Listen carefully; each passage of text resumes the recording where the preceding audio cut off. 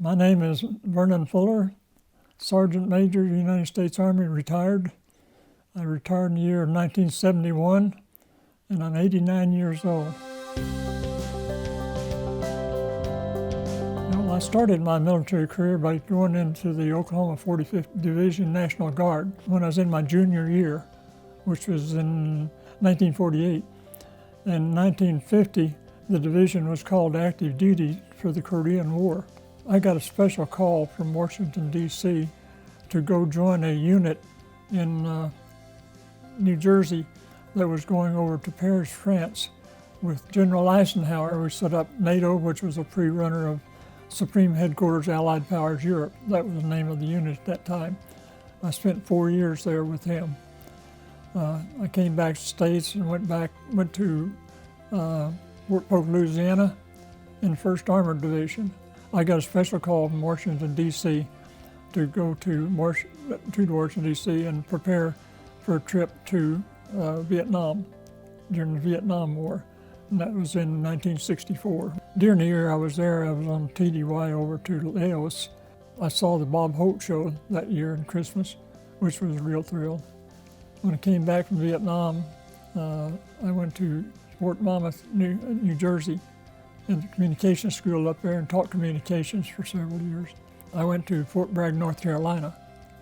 In Fort Bragg, I joined a unit called the ACE Board, which was Airborne and Communication Electronics Test Evaluation Unit.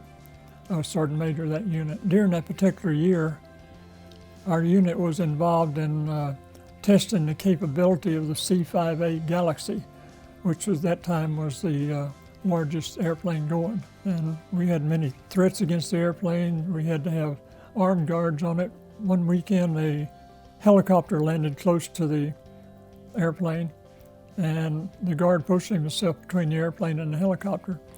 A major and a general got out of the helicopter and was going to go see the C-5A Galaxy. And the trooper had order that nobody got close to that plane unless they had a special pass. So he finally backed the general and the major down. They got back in their helicopter and left. I called the trooper in Monday morning. I said, "What would you do if they had advanced on you?" He said, "I had that all figured out." I said, "What was that?" He said, "I'd shoot the major, and I think the general would stop about that time." So I retired in Fort Bragg, North Carolina. When I retired June the 30th, 1971, I was 39 years old, with an equivalent of 22 and a half years service. The uniform that I'm wearing is the uniform that I was in when I retired. I married my wife back in 1957, so she was with me several years in the military. Well, when I came back from France, I had a brother that ran the theaters here in Skiatook, Oklahoma, and so I came to visit him, and my wife-to-be worked for him at that time, and we communicated back and forth for a couple of years. And then when I was on the way to Washington, D.C., I stopped by here and married her and took her up to the big city. She was the youngest of 7 girls, and she kept telling her sisters that when I get married, I'm going to move so far away from you, you'll never see me again. Well, we were married in October, and in February we were in Okinawa, halfway around the world.